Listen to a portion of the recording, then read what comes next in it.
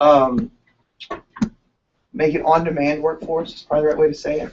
And so we're facilitating that ability to make their workforce move more on demand. Right now, Japan is kind of oftentimes a leading indicator for this stuff. 30% of Japan's workforce is on demand.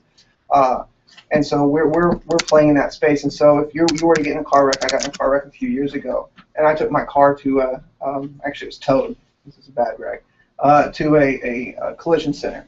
What our software allows you to do is State Farm, they log that in, and then any who has the ability to inspect the car and give the adjustment gets a notification on their phone.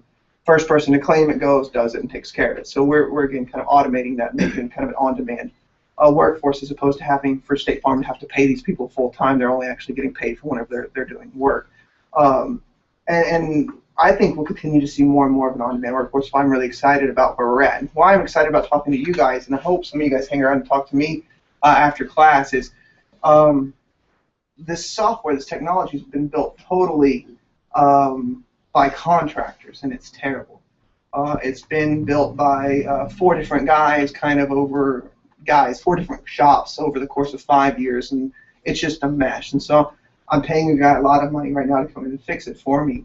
But after that, we're going to re-architect the thing from the ground up. So I'm looking for a really good high-end engineer. And I'm also looking for some newer entry-level type people to come onto the team and be a software developer for us. And so I'd love to talk to some of you guys. And I know that's kind of the goal of the program is once people come out that they're you could help out companies like us. And so pay is good, the benefits are great. And so if anybody's interested in things like that, there's a lot of cool stuff. Or if you just want to connect, I've seen Kevin at it a few places. I'm always kind of around speaking, talking different things. And so if you just want to know about different startups or whatever, let me know, and I can plug you into a lot of people. So anyway, that's the spiel. Come work for me. I pay people like you. So I appreciate it. Yeah, sweet. Thanks, Greg. So Greg was originally involved in the original brainstorming for OK Coders as well. So when we all finally sat around a table, these guys were doing it way before CCW got involved, but when we all finally sat around a table at McNelly's, the same place that we go afterwards, and we were like, so how do we make this thing actually happen? Renee and I were like, well, we can grow the curriculum that we've got and figure out a way to host it with you guys and get sponsors. And they're like, yes, let's do that. So Greg is there some contact information for me? Yeah. So yeah, no. So Greg has been doing this from the beginning, and he is also going to hit up this sort of career fair type event that we want to host at the end of this, where we get some local companies and local startups to come in here and just meet with you guys. Actually, we probably won't do it in here. We'll probably do it somewhere else. It's a little fancier and have, food or drinks or something. But it'll be sort of that social networking event. That is sort of the goal that we are working towards by having developed this program. So. Let's just do this. Yeah, we'll have that career fair. That'll be really cool. But if you're good, you want to come work with me. In the meantime, so the man who's in charge of getting everybody else to come. Right. I see a conflict of interest here, Greg. There is. I'm a cherry pick. Okay, so Renee sent out an email with a survey in it. A couple of you didn't get that survey. We're going to figure out how to take care of that. She's got some weirdness with MailChimp. You should see an email from the okcoders@gmail.com address. Please fill out that survey. That's for us to get feedback from you. I don't remember if they're anonymous or not. We'll treat them like they're anonymous. We need honest feedback. Some of that is like, am I moving too quickly? So some of it is feedback about me. Some of it is just more general info that we would like to get about the program. So, because we need to know. It's hard to tell how things are going from this perspective. So please do fill that out. Take a couple of days or whatever. It's really short. It shouldn't take you more than 10 minutes or something like that. So, it may come. Actually, before I say that, does anybody else have anything? Any announcements or anything? Anybody got anything going on? Something they know about what's happening in the city or the area that I'm not aware of, and wants to say, hey, check it out. It's like game developer meetup tomorrow. Boom, game developer meetup. Okay, sweet. That should go on the webpage. It's on meetup.com. I think I want to say 7. Meetup.com. That's isn't that James Simpson? Is he one of the guys that's doing that? Yeah, and Luke. Yeah. So those is Luke Woodward. I Luke Simpkins. Luke Simpsons. Oh, Simpkins. Simpkins. Okay, I guess. He's the CTO at Goldfire. Oh, is he? Okay, so it's him and James both at Goldfire. Yeah, so they're both at Goldfire. Goldfire is a web-based, so HTML5 games, and they actually write all of their code, I believe, in Node.js. So they write their product in what we're learning. And if you look at the madeinOklahoma.co page, you'll see Goldfire Studios on there with a badge that says "We're hiring." So these guys are hiring people who are programming in the environment that we are learning in this class. So maybe check that out. Those guys they're both cool guys. James spoke at TEDxOU just a few months ago, and they're all about programming in games. So game development. I will try to get information about that and put it on our Google Plus page as well. Cool. Thank you. Okay. So I imagine that it will come as no surprise to say that we have a ton of stuff to cover today. But actually, it's not that bad. We're going to pop over the last 2 days of homework that I haven't done or haven't covered in class yet, so we'll make sure that we're doing that correctly. And then we are going to talk about my favorite subject in JavaScript, something that blew my mind the first time I learned about it, and once I finally understood how to take advantage of it myself, made me a better programmer. It's called higher order functions, or functions that accept functions and return functions. It will sound confusing. The syntax will look bizarre, but it is nothing different than what we have already been doing. So conceptually, it's sort of mind-bending, but we are just building on material that we've already done. In fact, we're not even adding anything to it. We're just putting it together in novel ways. So I'm super excited about this topic. I think it's my favorite one for the entire class because it's just so powerful and kind of so mind-bending. So. But first, let's go over homework. Let's make sure we're doing our homework correctly. So I'm on our GitHub, and I'm going to go over the two last homeworks, or this objects arrays homework and I guess the functions homework. I'll start with functions homework. And so I've got it up here on GitHub. I just opened it already. And what am I going to do? I'm going to clone this because I think that's the easiest way to get this stuff. And so I could download the zip file, or I could actually clone it from the URL, and that's what I'm going to do. So I copy-paste that to my clipboard like that. And I think I actually put the whole, you know what, I'm just going to copy that whole line that I stuck in there. That's even easier. And then in my terminal, I'm already in a directory. I'm in my homework directory, and I'm just going to paste that thing into my terminal, and boom, it just Git repository onto my computer. So I can see that I've got that repository. I can CD into it, and there are my homework files. And then I want to open that up in Sublime. If you're on a Windows machine, start up Sublime, go to Open Directory. On a Mac, if you've got the shortcut installed, you can do subl-dot. Otherwise, you just open up Sublime and find this folder somewhere and open it. So, and basically, there's my files. And you know, I don't exactly remember where we were in here, so I'll just go from top to bottom, I suppose. So let's start with Booleans. So, that's all right. Write a function called not. Okay, so that's the name of the function that reverses the value of its Boolean parameter and returns it. You might use the exclamation Boolean operation, refer to the JavaScript intro variables and values. And this one might have tests that I wrote. Nope, looks like not.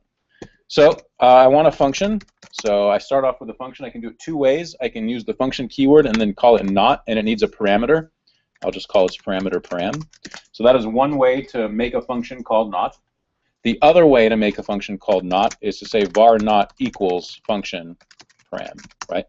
And depending on if you've been following along with Code Academy or how I've been doing it, either one of those is valid. And then I want to return the opposite of whatever param is. And so this is really easy. The Boolean operation for opposite of true or false is this exclamation mark. So exclamation mark param takes true and makes it false, and takes false and makes it true. So that should be pretty simple. And I just need to return that, right? So that's it. And I could fire this thing up in Node. I'll just do it in Node. So I'm going to define a function. I'll say var not for the heck of it equals function param. I'll just do it on one line. Return not param. Okay. And so I've got true, right? I've got false, right? I could say not true, and I get false back, and I can say not false, and I get true back, right? Should be pretty clear. One of the things really definitely to pay attention to here is watch for being concise. So see how you're doing it. See if you're doing it a lot differently than I'm doing it, like you're using way more lines of code. And if you are, prefer the concise method, at least to the point of readability. You don't want it to be so concise that you can't understand what it's doing. So, create a function called AND_table that checks all possible combinations of performing the AND operation on 2 Boolean parameters and prints out the result of the operation. Okay? And so we saw that we had this AND table in our homework. It looked like, or in the lesson material, where it was like, it was on the board as well. I have my and I have 2 things that I can compare. I have true and false compared against another true and false. And if I do the AND operation on 2 of these guys, true and true is true, and false is not true, it's false. False and true is false, and false is false, right? So I need to compare every possible combination of these 2 and show what the result is. And so I'm going to do a bunch of equality operations through if-else statements, and then just console.log, right? So that's my template. I can then say else if, and you could do this in any order you want, Boolean 1 is equal to true, and Boolean 2 is equal to false. I could say console.log, true and false is false, right? And then I could copy paste that. Else if Boolean 1 is equal to false and Boolean 2 is equal to true, then I have false and true. Otherwise, I have false and false, and that's it. And then I run this thing. So let's actually run this file and see what it does.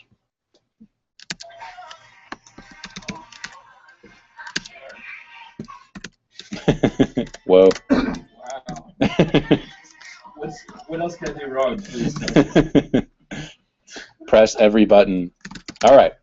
So how do I run this file? It's a JavaScript file, so I can just run it with Node. So I say node boolean.js, and this is what I wanted to get printed out here, right? True and true is true, true and false is false, and so forth, right? Philip, are Yes. you recording this on Google? Yes. I didn't get the invite. Did you send it out today? I think I sent it out. I'm definitely recording it. Let's double check. Say that's definitely going on right there.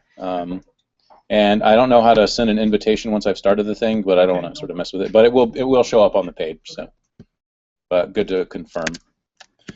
Okay, so let's make the OR table. And the OR table is exactly this guy again, but the OR operation. So I'll just use T and F for true and false. And the OR operation works such that only one of the 2 guys that you're comparing has to be true, right? So this would be true, this would be true, this would be true. The only one that'll be false is when we have false and false. So I just want to do a bunch of if-else statements and print that out. And so what are we getting practice here? We're getting practice not just with Boolean operations, but really understanding if-else statements, right? And so I'm going to cheat, copy and paste. Be careful when you copy and paste. Always make sure that you're catching everything everywhere. But this is easy because I already have everything set out here, and I just need to say true or false is true, false or true is true, and false or false is false, right? We got to be careful. This is what this is, like fill in the rest, but use ands, because we're not seeing if Boolean 1 and Boolean 2 or Boolean 1 and Boolean 2. Then that's only the one operation. We're only doing and every time, right? I actually want to check what the values of these guys are and make sure they're both what I want them to be. False equals to false is true, right? That's what I'm checking. So, okay, define the following variables correctly so that reached inside condition is printed. So this is sort of working from the inside out, right? I want to get to this point. How can I do that? And so we can work down. I say if not x. So I need to define x to something. What does x have to be in order for not x to be true? False. X has to be false, right? We see why? Because not false is true. So if true means the rest of this code is going to get executed. If y and z is less than 100. So what does y have to be here? No, that would be z. What about y? Just true. Y, true or anything that resolves to true. But we'll say true for sure. And then less than 100 just is a number that's less than 100, right? So z could be anything under 100. We'll say 99. And then if q is equal to okcoders dot to lowercase console.log reached inside condition. And so we just learned about this, and I was kind of introducing you to this as we went. But it makes sense, right? okcoders is a string. Remember, strings are sort of objects, and objects can have functions on them. And so this string has the to lowercase function, which, as you might suspect, turns it into a lowercase string. So in order to get that to match, I need to make it the equivalent of that lowercase string. So all lowercase okcoders. Everybody get that okay? This stuff is not too hard, right? And if I run it, I should get a bunch of and or tables and a reached inside condition, which is what I wanted. Cool, right? Easy? Good. Any questions about that? All right. Let's do the isNumber one first, because that one's really straightforward. This is how we can get input from the command line using this process.argv brackets 2. So what we have not seen yet is that Node provides a lot of many APIs for us, application programming interfaces. So it's got built-in stuff that is beyond what JavaScript provides. We haven't learned how to use any of that yet, but one of them is this process.argv. And so this is the process is actually, the process is the program that's running. They're just called processes. And then argv is an array of arguments that come into that program. The 0th index will be node, because that's the first thing that we type on the command line. The first index will be the name of this file, so isNumber.js, and actually the entire path to it. And then the second item will be anything after that. So like when I type node isNumber.js, anything else I put shows up in that array as additional items. And if I separate them with spaces, it'll be index 2, index 3, index 4, and I want them to all just be index 2, I've got to put them in quotes. And then I can have spaces, and that's okay. So all that right there would just be the second index, or the 2th index. So what does it want me to do again? If it's a number, print out input is a valid number. If it's not a number, print out input is not a valid number, okay? So I can just check input. This is just going to be if-then statement. So if I can use this function isNaN, that is not a number, on input. And what it'll do is input is going to come in as a string. isNaN will parse that string and see if it can turn it into a number. And if it can successfully turn it into a number, then great, I have that, and we could actually coerce it into a number and use it somewhere else. But otherwise, this is just giving me a Boolean check on that. So say if isNaN input, console.log, I'll say input plus is not a number. Else, because it will be anything else, right? I'll say console.log is a number. It'll say Philip, and it'll say Philip is not a number, but I could run it with 12, and it'll say 12 is a number. And there's some interesting things about this. So it should figure out that 12.12 is a number, as well as 12.12 say ret. Oh, no, it says that's not a number. Good. So sometimes JavaScript will try to coerce strings that begin with numbers into numbers, even if the whole string is not a number. So, but that's good. That's what I wanted to see. I wonder if it'll do scientific numbers. Yes, 12.12 E2, that means times 10 to the second, is a number. So it will smartly or intelligently parse out that string for us. So, cool. That's pretty easy, right? Built-in functions. And so JavaScript provides, again, these are called APIs, application programming interfaces, built-in stuff that we can do. JavaScript itself does not provide a lot of access to the system, but it provides a number of utilities on the objects that we've already been working with, so strings, numbers, arrays, and so on. And so we're just going to cover some of these here, and then when we talk about Node next week, we're going to learn about the APIs that Node provides. So the absolute value of a number is the number with a sign removed, and I think, does this one have tests? Oh, yes, it does have tests. So let's run it first. Node built in, all my tests except for that one passed. The absolute value of a number is the number with a sign removed. Use the math.abs function so that the following test paths. So x100, that looks right. So absolute value of 100 is 100 of x1, so that test passes. Abs y1 is equal to 100. So what should abs y1 be? It should be the math.abs of y1, right? So I'm just applying the function to these variables as we go. I think maybe my instructions were not quite as clear on this one. So x2 is 16, and we can confirm that that was successful by testing. So test 2 is now passing. Square root, math.square root. So what's the square root of 16 is 4. So obviously, I don't just want to assign 4 here. That's too easy. Let's use the function. Math.square root of x2. We'll take 16 and turn it into 4 and put that in that variable. So test 3 is passing, right? So we're just applying functions. Floor and ceil are two operations that are common in mathematics, or floor and, I guess, ceil, really, because it stands for ceiling. Floor takes the lowest integer, or the next integer that is smaller than the current number. So 3.14, the floor of 3.14 is 3. The floor of 6.9 is 6. You just go down to the next whole number. And then ceiling takes the next high number up. So the ceiling of 3.14 is 4, and the ceiling of 6.9 is 7, right? So, and I can use math.floor to get those, and so it's again just applying functions. Math.floor of x3 and math.ceil of y3. And those tests now pass. Okay. Strings have many functions available on them, including the char@, or char@ function. It stands for character. Returns the character to the specified index. We start at 0, just like we do with arrays. Use char@ so that the following tests pass. Hello world, char@ x4, and so it's like char@ x4 is equal to w. So what index do I want here? This time I have to call it on that. Which one is w at? 6. So I start with 0, right? 0, 1, 2, 3, 4, space is 5, 6 for w. Sounds right. Good, test 6 is passing. And then I want the u in München. It's really München, but I didn't want to put an umlaut on there. Okay, and that would be 1, right? Blew up. Oh, because that's not the name of the function.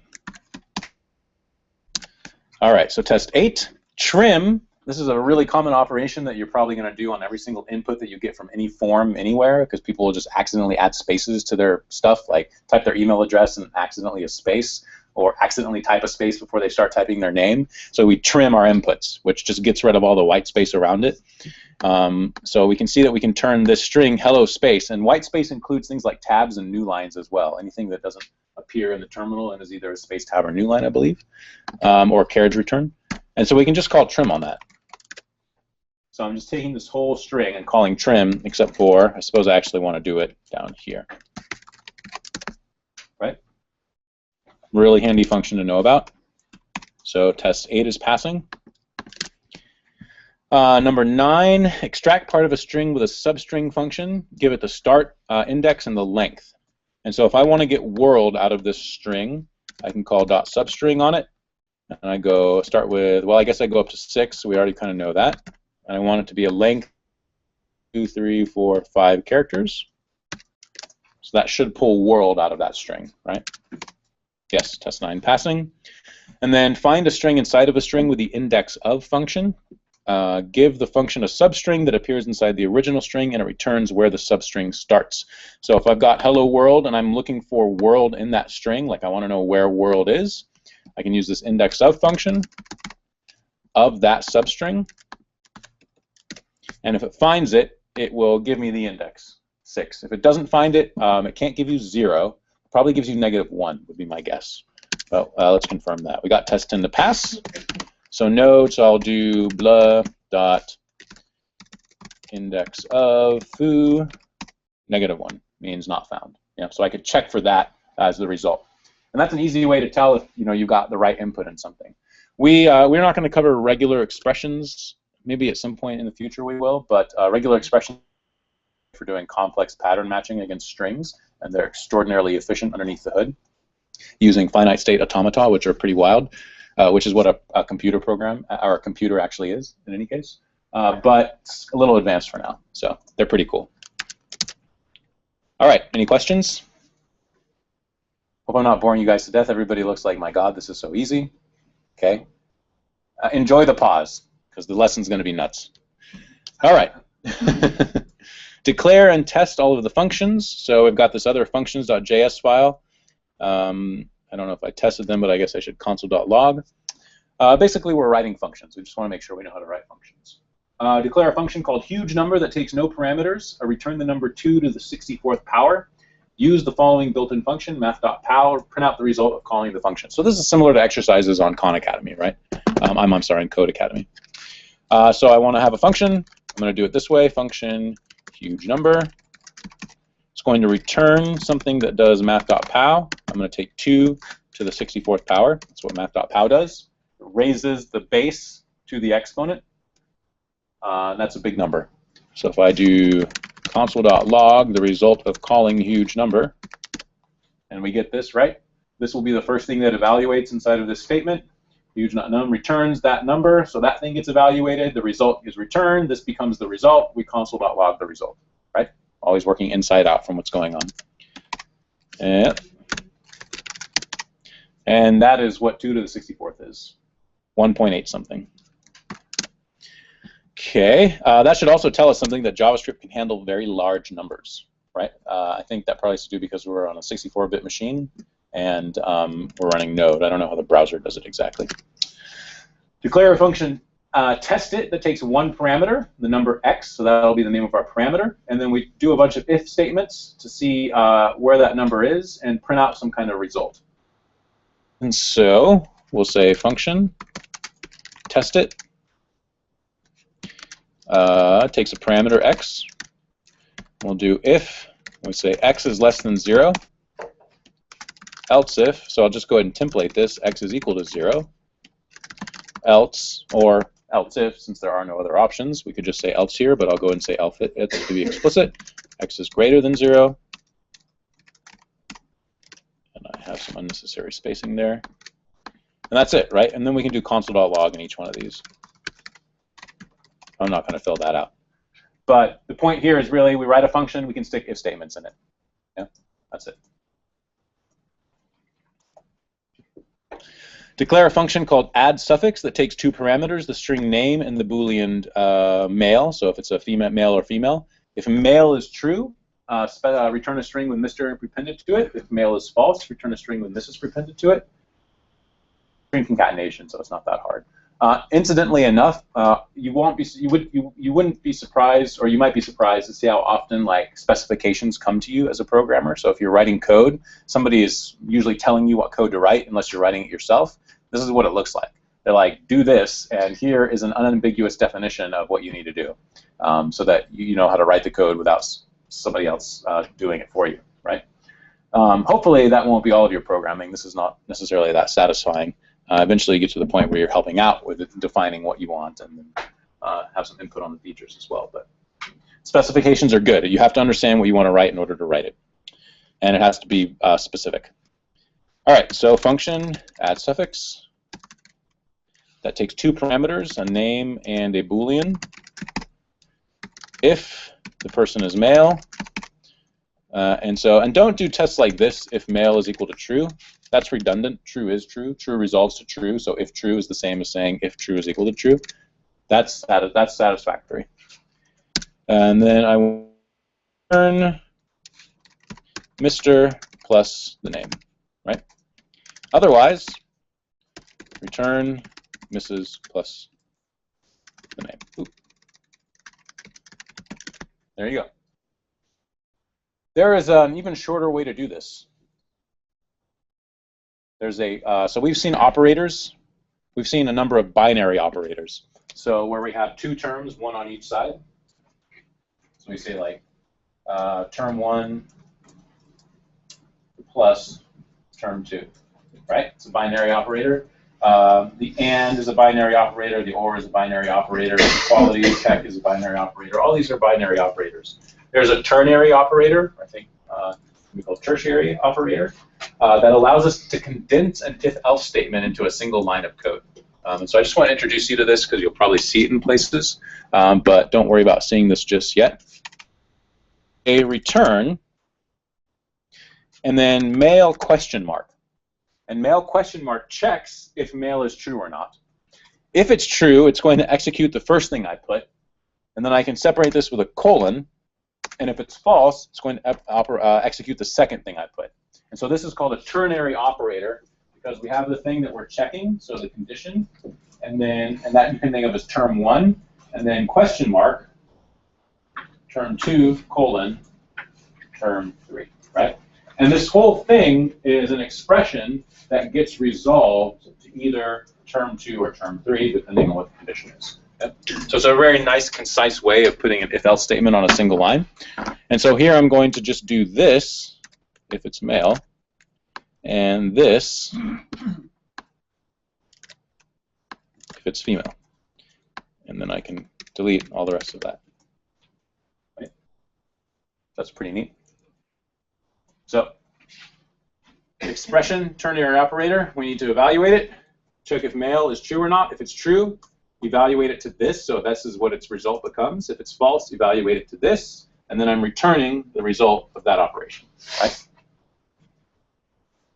That's called syntactic sugar, when a language adds little shortcuts like that. Okay, consider the following two functions, foo and bar, and try to understand what they are doing. Uncomment the calls to foo. Oh my gosh, I don't remember this one. Why does the program crash on the last example? Okay, so I'm going to call foo with 12, right? So I've got these two functions, foo and bar. I'm going to call foo with 12, and let's just run it and see what happens. Okay, so it goes foo has 12, bar has 10, foo has 8, 6, 4, 2, 0, and so on. So they seem to be counting down, right? Okay, let's run it with foo 15. And let me comment out this other console.log here. Okay, 15, 13, 11, 9, and so on. This time it stops on bar. I think previously it stopped on foo. Let's double check. Right, stopped on foo has 0. And now if I run it with bar 12, so I call bar first, I get a crash. So this is actually my program crashing. You would think, what in the world could possibly be in my code that causes it to crash? Why does it work umpteen times? Probably way more than umpteen times, 35,850 divided by 2 times. So close to 17,000, 16,000, something like that, before crashing. And it crashes because of a maximum call stack size exceeded. We're not going to probably understand exactly what that means. But the way a computer program works, every time you call a function in a computer program, that function is stored in a place in memory. And you call another function inside of that function is added on top of the memory location in this stack. That's what it's called, this like block of memory. And then if you call another function in that function, it's added on top of that memory location, and so on. And then when one of these functions returns, the stack rolls back to the previous point in memory, and a special return memory address is executing the previous function so that this function has access to it. And then when this function finishes executing, it gets rolled off the stack and you come back to your first function. So anytime a program starts, it is set up with an initial stack that is usually known as the main function. And then from there, you are adding function calls up on top of that until they all roll back down and there's nothing left and the program stops executing. That actual physical memory on your computer, it's occupying zeros and ones inside of a memory buffer somewhere. That thing can fill up. So if the program stack grows too large, it exceeds the bounds that is allocated to it by the operating system, and the operating system shuts the program down. And so that's what's happening here. Foo is calling bar, as we can see in our code. So foo will check if x is equal to 0 at some point, and if it's not, it will call bar with x minus 2. Bar will check if x is equal to 1, and if it is, it just returns. So we would return from here, and this thing just returns, and we're done. Or it will call foo with x minus 2. And so if we give it the wrong kind of input, we're just going to keep on going back and forth with foo and bar, and functions will never get unrolled off this stack. It grows beyond the stack size and ends up crashing the program. So this is also known as an infinite loop, or sense. So just calling functions back and forth. But really, more the exercise here is we can call functions from inside functions, right? We just want to be aware that we can do that. But be careful when you do that, because if you call a function from a function and then call that original function again, it'll go back and forth, and that will cause your program to crash. So when a crash happens in the real world, what's the solution? You'd have to restart the program. Oh, And so with Node, let's say you were just running Node, and Node was running Express, which is this web application framework that we've kind of been learning about. If something like this happened, Node would crash. Your server is still running. And so hopefully you have some kind of monitoring system that tells you your web page is no longer responding to requests, and you would log into your server or check the log, see what went wrong, and restart the server. In real practice, people have automated software that is monitoring the process that runs your Node application, and if it crashes, that automated software can restart your application so that you don't have to do it yourself. Milo, what's the one called that is popular with Node? The supervisor. Supervisor. Forever. Yeah. Okay, I'm familiar with Supervisor and Forever. Yeah. So you would actually run Supervisor, and Supervisor would run Node, and now it can watch to see if something goes wrong inside of it, and restart it if something does. So a little bit of theoretical computer science for you. Okay, so that was the functions homework. Let's look at arrays and objects. So cd back into that homework directory. Go to my GitHub. Go, okay, I got arrays and objects here. I can git clone it again. I've got a new folder. Cd into JS objects arrays homework. Double dot. And this one is even more straightforward. They're all tests, and I'm going to start with objects. And so I need to just run node objects.js. Excuse me, I see that all my tests fail. So let's just go through these again one at a time to make sure that we can do what we're doing. Create an object with a name property whose value is Michael. So I've templated out all of the objects here. I just need to add the stuff to it. So my object will have a name property whose value is Michael. So name colon Michael in a string, right? So we're starting off with the most basic stuff. Run it, test pass. Second one, create an object with a name property whose value is James and an age property with a value 48. So name, and the point of this one is to see that we can have more than one property. We put a comma, age, a number, 48. Run it, test passes, right? So building up our objects. Create an object with a happy days property whose value is true. Include the dash. So this time we can't just do it like this. That won't work. That'll give us a crash. That will give us a syntax error, rather. So we need to put it in quotes, right? And we can do that. That's okay. Run it, and test passes. Modify the object so that its music property is updated to techno. And so I didn't want you to just write techno in there. That could be the easy solution. I want you to modify it. So really you just need to say object4.music, equals techno. So remember, it's easy to modify an object, right? We use the dot notation and the assignment operator equals. And test 4 now passes. Number 5, create an object with a name property that is itself an object. The name object should have first and last properties whose values are Ada and Lovelace. Okay? So this is a nested object, name, colon, new object. First and last. First, colon, Ada, comma, last, colon, Lovelace, close quotes. Anybody know who Ada Lovelace is? Marlene Lovelace, I don't remember. No, that was the woman in the Navy whose name I forget offhand. No, you're not allowed to look it up. So Ada Lovelace is considered the first programmer. She was an assistant to Charles Babbage, who designed the differential engine and the analytic engine, which were considered to be mechanical computers in the late 1800s. And she was responsible for actually like giving these things inputs. So you can think even before there were punch cards, there was this like wooden mechanical device thing that could make computations somehow. He died without quite completing the device, but it's an interesting part of computational history. People were making computers in the 1800s. People were making computers in Greece, but we never got quite to digital. So Ada Lovelace. Adafruit, which is a company that sells hardware components at very low prices, is named Adafruit because of Ada Lovelace, because the founder of that company is a graduate of MIT who happens to be a woman but also knows her computing history. So, okay. Number 6, create an object with a name property that is itself an object. Let's just start with that. So I know I want this thing. First and last again. So first is Susan. Second is care. So, excuse me, last is care. Okay. And then the object, so the first object, should also have a job property that is an object. And so this is where we start to get tricky with our syntax. We got to watch this, right? Name is an object inside of my first object. A second property after name, I need to be sure to put that comma, and then the job, colon, and it's another object.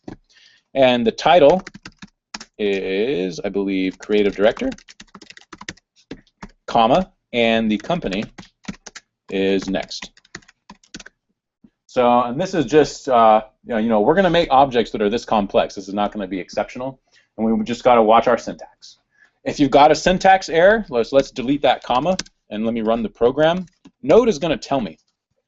Node's going to go, hey, line 78, something is wrong. Unexpected identifier. So I look on line 78, and I go, okay, why does it think job is an unexpected identifier? What's going on there? Oh, I'm missing a comma right before it. So we can fix that. So always pay attention to you if you're getting a bug like that. Boom, test 6 passed.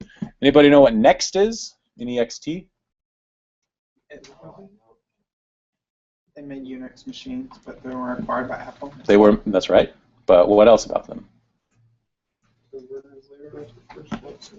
Well, Tim Berners created the first web server on a Nextbox. They were running Unix, a variant of Unix.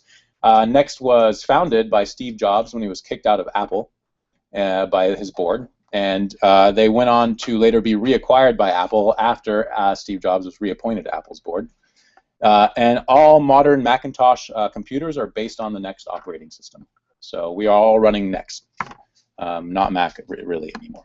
And it's a variant of Unix known as Darwin, which is a flavor of BSD.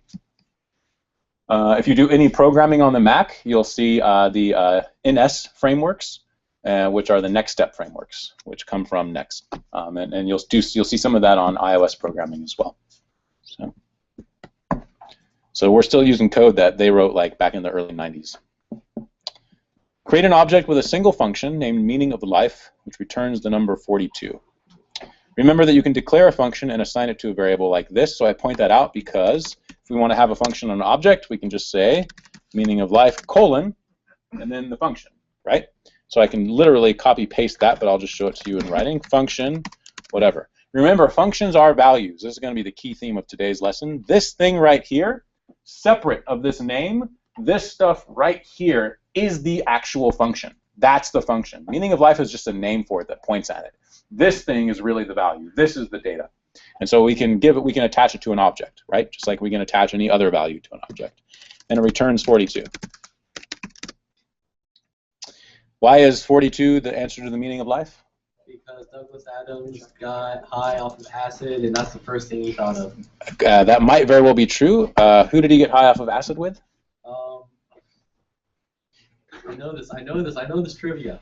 It's probably John Lilly. That's it. So the guy who spoke with dolphins and hung out in isolation tanks. And that's where he got the idea, so long with thanks from all the fish from. That's right. So I don't know about Douglas Adams. John Lilly was nuts. He took mushrooms too. And he probably took mushrooms, and he probably took ecstasy. He was a pretty smart guy. He hung out with Richard Feynman, who is a Nobel laureate in physics.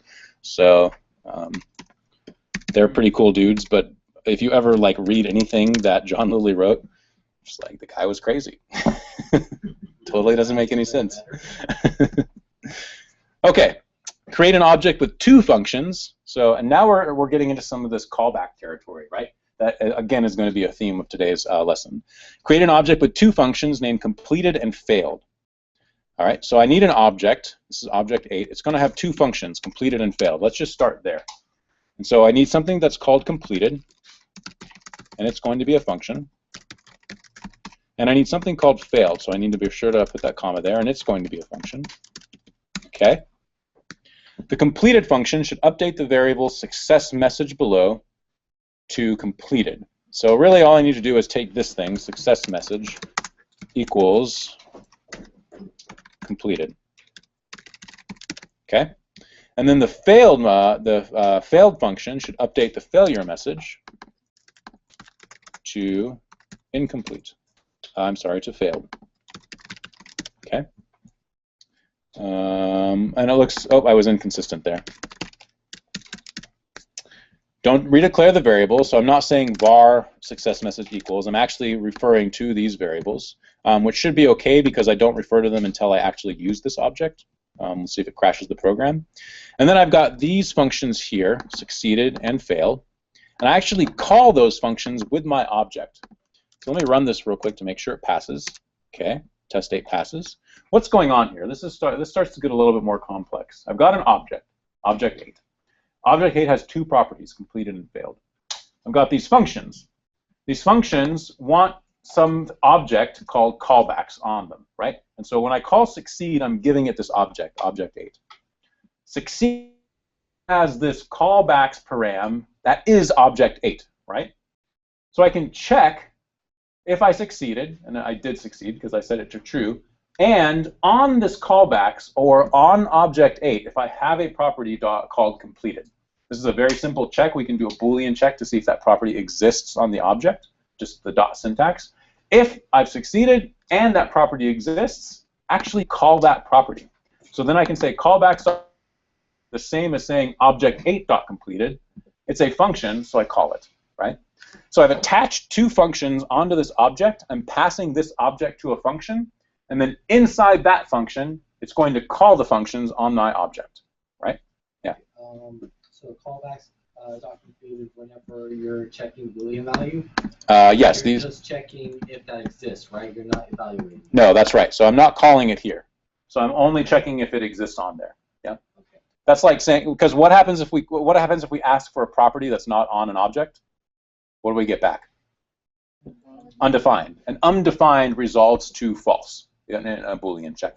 So, and then fail does the opposite thing. It says no, we did not succeed. So if we didn't succeed, and the failed property exists on callback, call it, right? This is a very common pattern in JavaScript. It starts to involve slightly more complex flow control and many more lines of code, right? But we want to make sure we can conceptually follow what's going on in here. So just again to say it, I attached some functions to it with property names. I pass that object into a function like succeed or fail. And then inside of these functions, I will call the function on the object that I passed into it. Yeah? And so again, I'm just calling functions from functions. They happen to be on objects. So really, it's not that complex. We're building it out of these smaller pieces. The more difficult thing is making sure we have the sort of like discipline and a concentration to follow. Yeah. And we did say last week that we could nest functions within functions, right? That's right. Yeah. Why not do it there? So what? How do you mean specifically? In terms of just would that lessen the code, make it more compact if you were to take? Maybe you couldn't do it. Ooh, I think I know what you're talking about. Yeah, but go ahead. So I think so. It's like, why don't I just pass this completed function itself to success or whatnot, right? So in this case, we can't just pass completed to it because really in the real world, our function wouldn't be called succeed, it would be do something. And it's going to call failed if it failed, and it's going to call succeeded if it succeeded. And we want to pass 2 functions to it. So we're passing the object to it. What we can do, and you will see this, rather than declaring a separate variable here, I can just take this object, and this is very much along the lines of what you're talking about, and instead of sending this object variable named object8 to that, I can send the object itself, right? This is the exact same thing. All I've done is replace the variable with the thing that the variable represents. The syntax starts to look a little more complex. We're seeing a lot of curly braces and parentheses and stuff. It's equivalently exactly the same. Yeah, or it's exactly the same. So I could do that. In the real world, that's more likely what you're going to see too. All right, last one. Create an object with a single function quadruple, which takes a parameter and returns its value multiplied by 4. And so in this case, all we want to do is make sure that we can create functions on objects like every other function, and functions can return values and take parameters, even though they're on objects. So it's a quadruple function. It is a function. It takes a parameter, let's call it input, and it returns input times 4. Nothing crazy here, right? Still just a normal function, and normal functions take input, except for we can attach it to an object now. And so if I wanted to call this, I could say object9 dot quadruple, and I want to quadruple, say, 5. And then I could assign the result of doing that to some variable, right? So, nothing spectacular. And test 9 passes. Trouble with it? Really hard time understanding, or understanding going over it now? So, cool. Let's take a break. We're at 6:53. Let's take a break until 7, and then we are going to spend the rest of the hour on one single topic. Cool. All right. Thanks, guys. Have you ever used an X? Did you ever use an Xbox? No. Okay. Yeah. Yeah. They're probably they're almost. They They're, get them installed in public clusters at school. I wouldn't be surprised if they're like collector's items now. They're cool. They're just black. I mean, they're all running X Windows and all the other stuff. Yeah. Right. So. That's all that that's why I learned how to use. Can you show me that object 7 again? Yeah. Hi. This guy here. Yeah. Should. I had a question for you here. Maybe you could. Yeah. Did anyone show? No. Sorry, I didn't. Oh, no, I that's was all right. going to, but I didn't feel like it would. No. It's because I'm looking over your shoulder. Close my eyes. That was it. No. So look at this. Real Oh my fast God. And tell me, it's a rock paper scissors game, Okay. and so I get a syntax error. And it doesn't tell you where it is, huh? No. Unexpected end of input. Look at the very bottom. You are almost certainly missing a closing parentheses or closing curly braces. I put it in here, Oh, like a syntax parser. Yeah. and Return not in function, missing parentheses. Line 10, 4, and 11. Oh, wait, those aren't all. Which one is the one from? this is the. Oh yeah, this is a different one. This is no, it was a different one. Oh, I was on my desktop. Can you when I just did copy that. paste it right there? Yeah, I could. Okay. Is that the new IDE that Firefox has? It is. Okay, nice. Yes. I read about that, but I haven't installed it yet.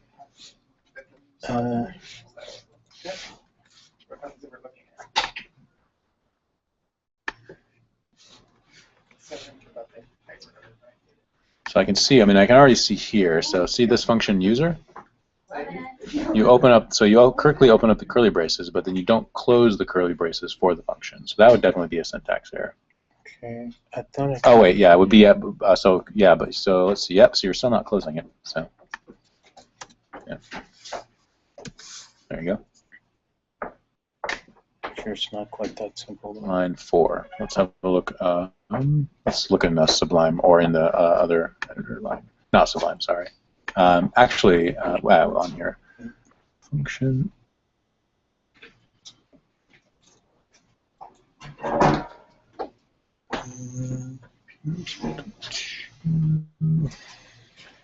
But more than like, I mean, does it?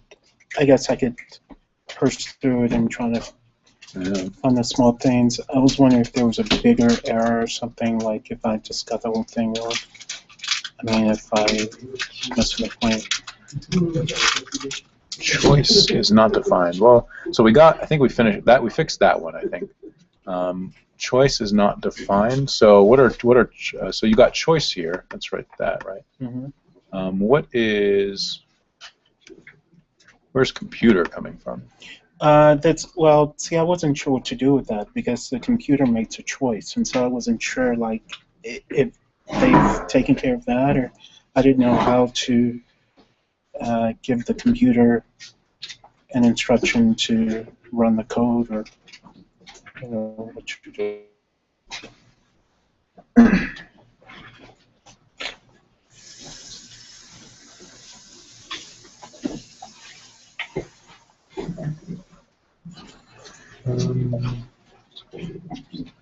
Don't know. can't tell what they want you to do from this point. It doesn't give us any instructions in terms of how, how to address the computer functioning. Right, but you're not. It wouldn't be there yet. There'd be a few more, I suppose. So, yep. So at that point, you were just supposed to go to the next next lesson. Yeah. So see, so I just did empty and said save and submit. Now you start building up everything from there. And so, I saved the code that you wrote, just in case you wanted to have reference to it. Dang it. It's right there. But yeah, I think so. So yeah, now you'll have specific instructions on what to do next. So you just needed to go to the next step. You just need to delete the code and go to the next step. That's what I guessed. So, there you go. All of that. Welcome to programming. Yeah, right. You're like, I just did all this like all day. I haven't done anything the whole day. I could have mentioned the one. You could have given me a call over the phone. I'd be like, filled out your IT. I don't have any way to do it. You have to give us your number.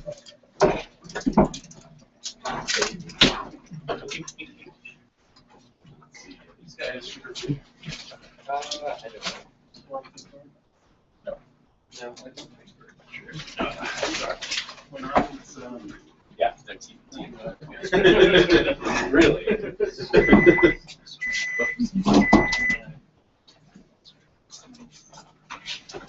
Did you get that? Yeah, but I just have something out of whack because now it's messed up on 8. So So I've got a bracket or something. yeah, you're missing a curly braces somewhere, or a closed parentheses or closed curly braces, almost certainly. So you have a Yeah. Can have a look. no, it's not. Here.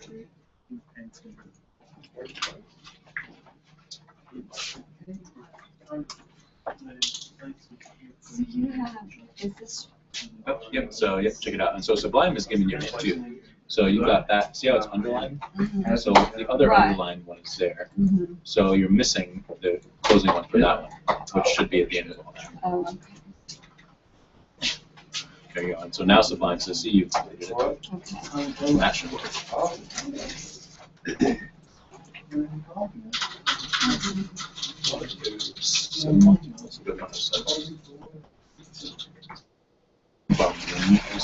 So that's a function. So you have to open the curly braces, Okay. and then you have to see it almost automatically close them. You need that to be after that thing. So delete the one that it gave you. Below that, there. Yep. That should be. And you don't have to put the Technically, you do. Yes. JavaScript will. The way JavaScript works is if it doesn't see semicolons where it thinks they should be, it tries to insert them. Oh, now you're probably missing one. Yep. So since you have two properties, yeah. you separate them. that will drive me crazy. Yep, and that's where a lot of the errors will be. So they're syntax errors. I'm trying to just okay. And then another one, 142. So just all these syntax errors. So you've got this closing parentheses here, but there's nothing that it's closing. Open right there. Yeah. So you just delete it. That's a erase one will work. There you go. There's a bunch of syntax errors. So the logic is right. This the pickiness about the code is the problem. So.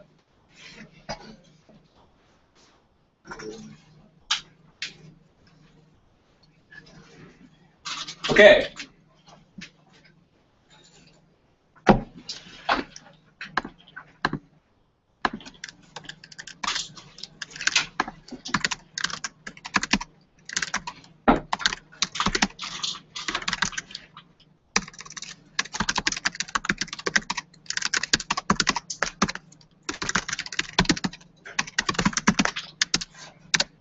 So I am working from our OKCoders JS Advanced Functions class. And it is this functional programming.md document. You'll find that there are a couple of examples here that we're going to go over in class, but timeout, for each, and map.js each contain code that I will be referencing in class, but have made available as files that you can just run with Node so that you can refer to them later on. So like map is a whole bunch of code that shows you how this works. We're going to cover this right now. So, all right. JavaScript offers advanced capabilities with its functional design. So we've seen that we have functions. We know that functions encapsulate reusable blocks of code and accept parameters, which so far have been simple values like that. But what if we want to encapsulate reusable blocks of code? So we might have some complex algorithm, but we want to do more than just simply give it some input that it can work with. We actually want to have some of that algorithm be custom code. So it's almost like we want to have a reusable block of code, but then we want to inject some code into it. Yeah, so do this, and then do this as well, but in between, let me decide what to do. Not just take the number 5 or take the string hello world. Give me some more control. To do this, we can pass a function into the function, right? So we'll call it a callback, and we'll pass our callback into this function, and the function at that point in the algorithm will actually call the code that we provide, our callback. Let our callback do something with some of the data that it gives us, return it a value, and then the algorithm will do the rest of it wants to do. And when I say algorithm, I don't mean anything crazy. I mean, it could be some incredible scientific computation. It could be as simple as splitting a string and then adding something into that array that comes, right? It's just a series of instructions that a computer can follow. So JavaScript lets us do this with higher order functions. It's a feature of functional programming, which is a style of programming that JavaScript really is more based on than object-oriented or imperative programming, which are the two others. So far, mostly we've been doing imperative programming. Imperative is a command. We give the computer a command, it does it. Like assign the value 10 to 6, add 5 to that number, and print out the results. We're giving it commands. That's imperative.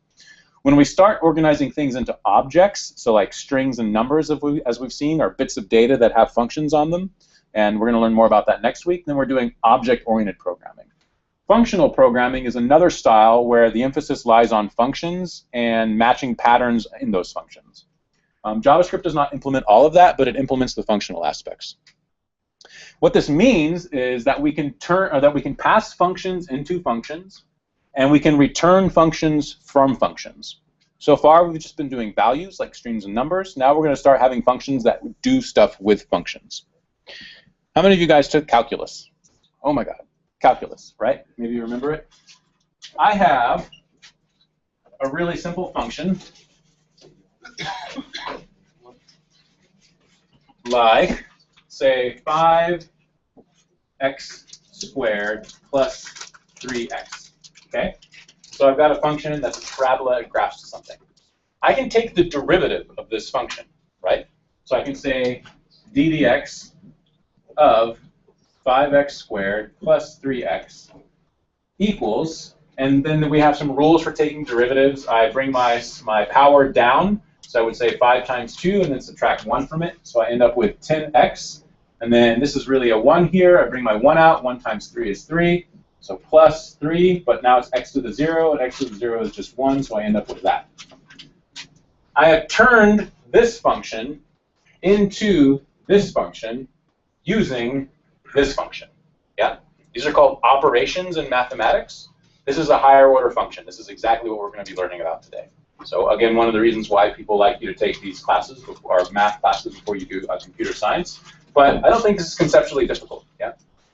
I have a function, ddx. It takes a function as an input, and it returns a function as an output.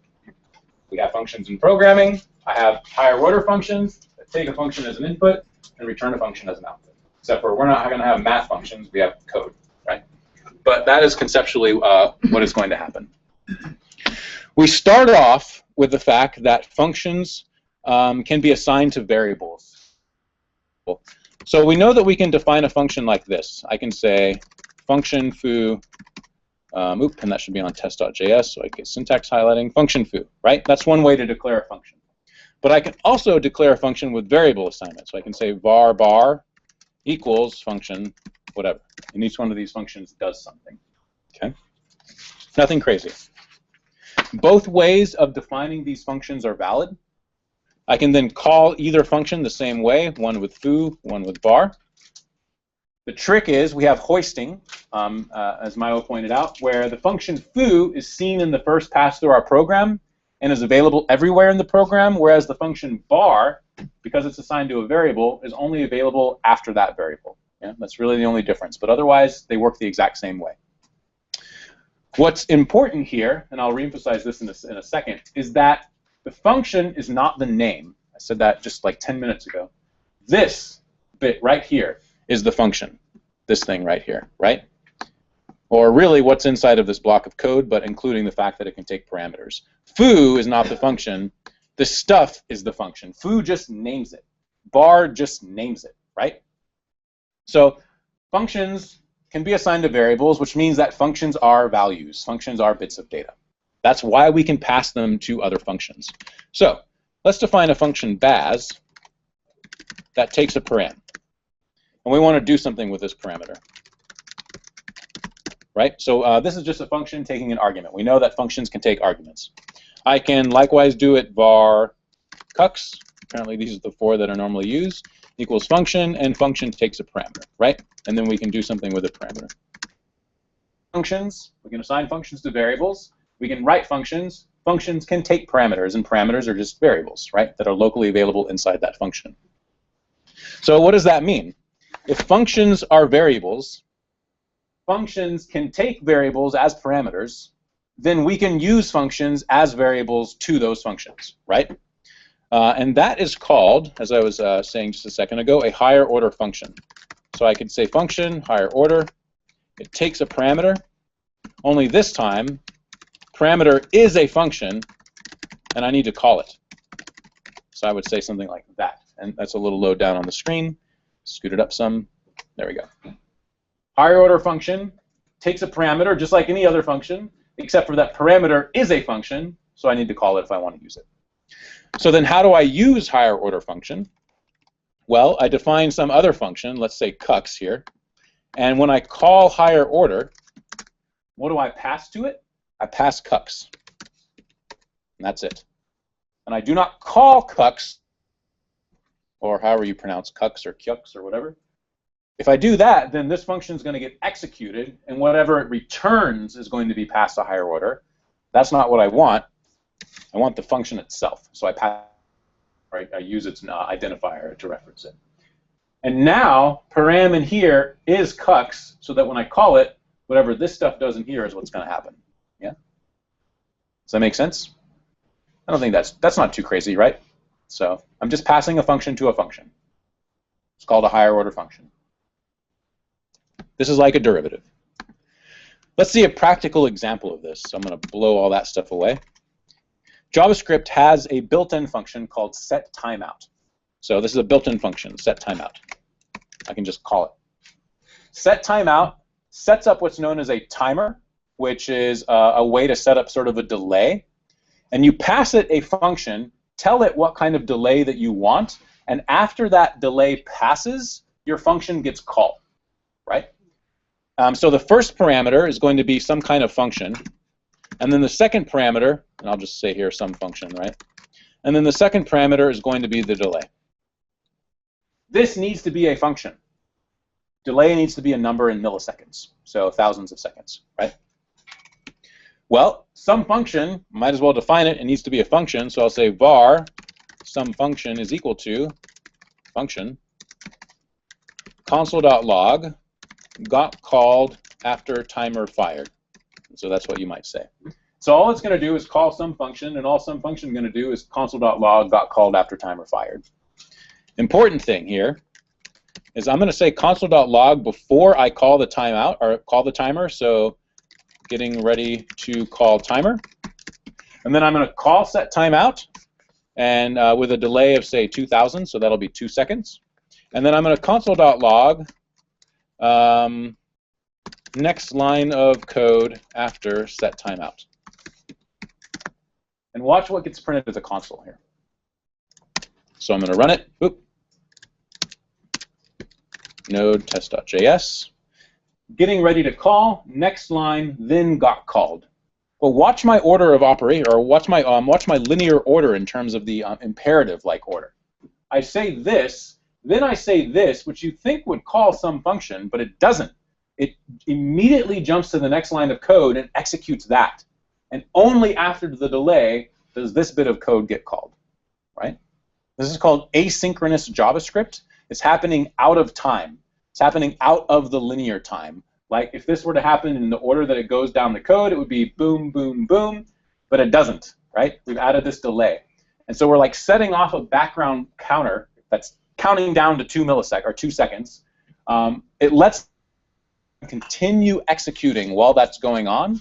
And then once that timer is finished, it will call the function that we passed to set timeout, and our function can do whatever it wants at that point, right?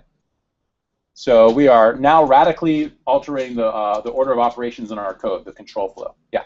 About for the certain line to execute. I would imagine that depends line to line. Like, can you set the timer so that It won't be it precise. executes after a certain line or something? No.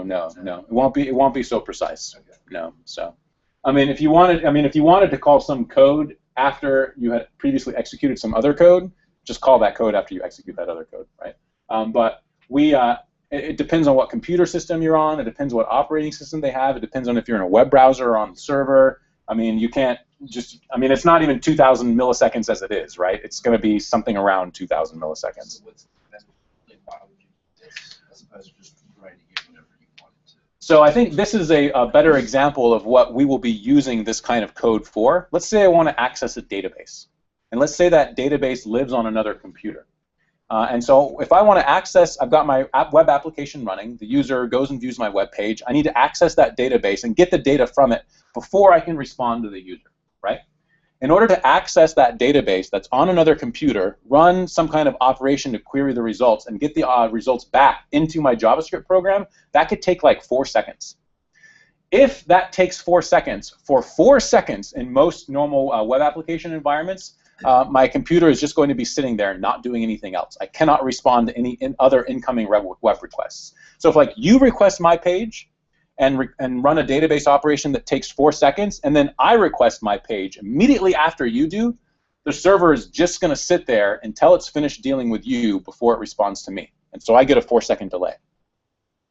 Like this, you spin off the access to the database into the background, and then the program immediately continues executing and doesn't have to wait for the background access to finish, right? And so you'll make your request, it'll fire up access to the database in the background, finish executing your request, and then I make my request, your request is finished executing, so I immediately get, and then when that database operation is finished, it will call some function, which allows the program to actually finish making the response to you. But in the meantime, it can handle other things, right? This is why people like Node, because it allows us to do this kind of weird asynchronous, out-of-time programming very easily. Yeah.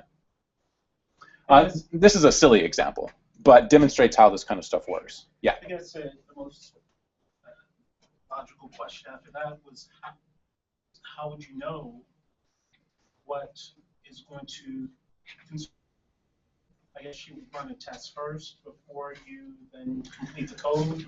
Or? There are some pretty well-known, there's a sort of a well-known hierarchy of what takes the longest amount of time to execute on a computer, and it's a really great perspective. It's like anything that has to access your hard drive takes like 1 trillion billion times longer than making a simple addition, because anything that involves a mechanical process is really slow. If you have to make a connection over a network, that's even slower. And you think, oh my God, it's like 1 trillion billion times slower, except for that actually running an addition on a microprocessor takes like picoseconds or something. Like it's absurdly, ridiculously small. And so a hard drive might take a half a second to access. And so there's a well-known like hierarchy of what's the slowest thing, and so you'll kind of have a sense for where to put your slowest code into these background processes. But ultimately, yeah, you'll test. And so there's like utilities that allow you to evaluate how long it takes for code to run and so on. So random delays like that are used in web scraping a lot. So like yeah, I know you were just doing this, right? Taking a while to click something on a page so that the company doesn't block it. Doesn't realize that you're just sending them a whole bunch of automated requests. Yeah. Gamers, so game programs use timeouts, recurring timers like this all the time. So you have your artificial intelligence in the game needs to be running if it's a live action game. So things need to be happening. Code needs to be executed. It needs to be checking for input from the user regularly. probably at least once every 30 seconds, because 30 frames per second is about what an eye requires to see a realistic moving picture. And so you'll set a repeating timer to occur once or 30 times a second or something like that. So take 1 second, divide it by 30. And so your normal code will be executing, but then now and then some bit of code to check to see if the user is giving you any input. And if the user is giving you any input, that code has priority before the rest of your code keeps executing, right? So timers are commonly used in games. Okay. But what's really important here is that we've got a function that we're passing to another function that's getting called after some point of doing some stuff in the background. Yeah? These are called callbacks. And so it's because we're calling back into our code, right? I give you this. At some point, set timeout, whatever it's doing internally, is going to call back to some function and let my code do what it wants to do. They're used with any code that takes a long time to complete in the background, like set timeout. We like this because we don't want to hard code what set timeout does. Imagine that set timeout was built to only call one function every time it finished executing, right? Or every time that timer fired. Then I have no control over it. I can only give it that one function that I want it to call or define it myself or whatever. But I'm probably going to want to have lots of calls to set time. I'm going to want it to do something different. So this is the same. This is exactly what I was talking about earlier. I want a reusable block of code, but that allows me to do some processing of my own. I want to define that on a case-by-case basis. And I can chunk that custom bit of code inside of a function. That's all a function is, a collection of code, and then pass it to this guy so that it still lets me do some custom work of my own, right? So callbacks let us do that. Let's see an entire example. So let's see what it's actually like set timeout, what writing a function like that would be. So I could have a function, and I'll call it long process, like I'm accessing a database or something. And my function takes a function. We'll call it callback. Okay? And so I'm going to do something. Takes a long time. When I'm finished, I want to notify my code that I'm done. So this function long process calls callback. And so you can imagine set timeout is doing this after 2 seconds, right? And then, so somewhere else in my code, I'll have a function called myCallback. That'll do something, say console.log, whatever, or print out something to the web server or something like that. And then when I call long process, I pass it my callback. And that's it. Yeah? Nothing exceptional. All I'm doing is sending functions to functions, which are values, which are parameters, no big deal. And I'm just calling functions. That's all I'm doing, right? I still think conceptually it's a little strange. It's going to get a little weirder. But the basic stuff is not that hard. Yeah? We pass functions to functions, we call them. But notice here we call it by its parameter, right? I'm not calling my callback. I'm not doing this. That's hard coding it. Now I only can ever call one function from long process. Once I use the parameter, I can call whatever function I give it. Yeah, that's what I really want. Because probably whatever this long process is something that I'm going to need to do from multiple places in my code.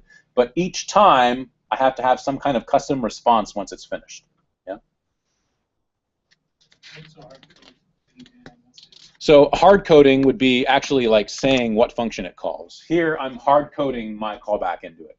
Here I'm letting my other parts of my code dynamically decide what function I want to be called because I pass it in as a parameter. Right?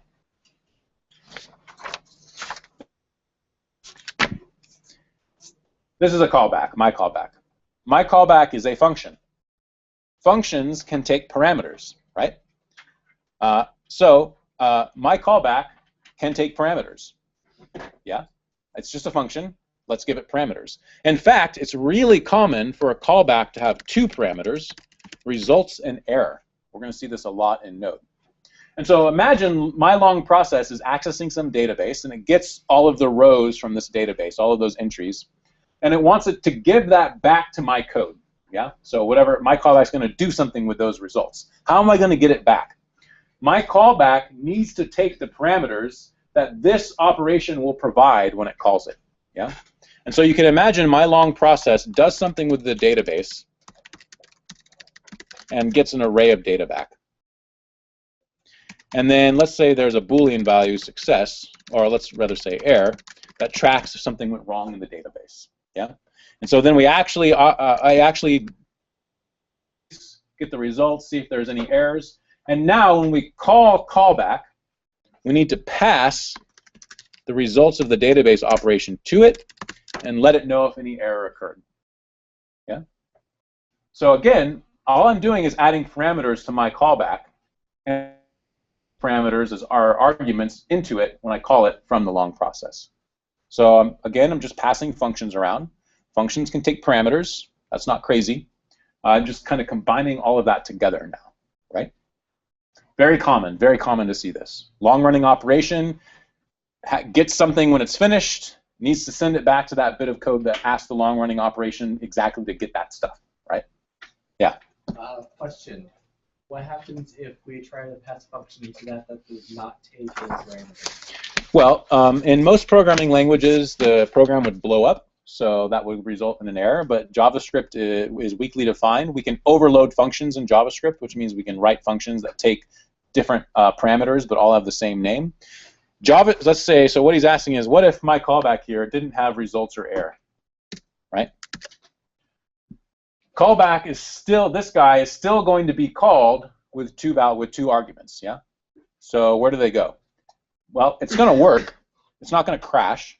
Inside of this function right here, even though I don't have access to those parameters by name, there is a special variable that JavaScript provides called arguments. I believe that's what it's called. It might be called something else.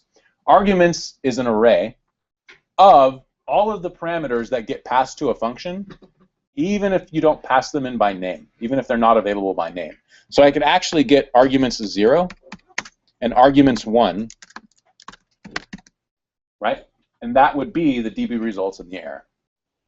So that's a little off topic and slightly more advanced. I don't think we need to worry about that for now. Right now, be explicit. If you have this guy, long process, is saying, it is making a contract with you. It's saying you need to give me a callback, and that callback needs to take 2 parameters. So that will be defined by this function. This will be some API that we use, right? And so we say, okay, I'm going to be a good citizen. The callback I provide is going to take 2 parameters, results in error. Yeah. And typically, our code will look like this. So we'll check if there was an error. If there was, we do something. If there isn't, we do something else with results, right? So very common pattern. We're going to see this a lot once we actually start writing code in Node that is dealing with websites and databases. So that's what we're coming to. We're getting ready for actually doing this stuff. But we need to make sure we understand the syntax, the patterns, and some of the design behind it first. So, does that make sense? All right. A function is a value. A function is data. Yeah. So variables have data. Variables deal with values all the time. So I can say var meaning of life is 42, right? Or var name equals Philip. But this data exists independently of its name. Yeah. So I can just say 42, or I can just say Philip. And we've already learned those are valid expressions in JavaScript. So I just run node and I type in 42. Node knows what that is. That's a valid expression. And we know that when we call something and we want to use a variable, so I say console.log, I could console.log MOL for the meaning of life, or I could just use the value that it's referring to, 42. Equivalent, right? Because the identifier, the variable, is automatically resolved to what it has, what it stands for, 42, and that gets used in the expression. So I could likewise, instead of saying MOL plus 42, I could say, or sorry, MOL plus, say, 10 to get the number 52, I could just say 42 plus 10. Exact same thing, equivalent, right? Except for one is the variable, one is the value that the variable represents. We know that functions can be assigned to variables, as we've seen.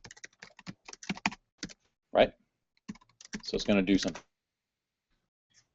And as I've said already, this thing exists independently of my callback, right? So I don't need necessarily this name here. Really, I need this chunk of code, whatever this stuff does. And so let's just say console.log got called, or whatever. That is really what I'm interested in. And just like I can replace the use of a variable in a function with the piece of data that it represents, I can replace the name of a function in an expression with the function itself. Okay? And so this is going to look a little bit crazy, but it is no crazier than anything what we've done here, that we've done so far. Let's say I've got this long process again. So function long process, and it takes some kind of callback parameter that it's going to call, right? And let's call it callback.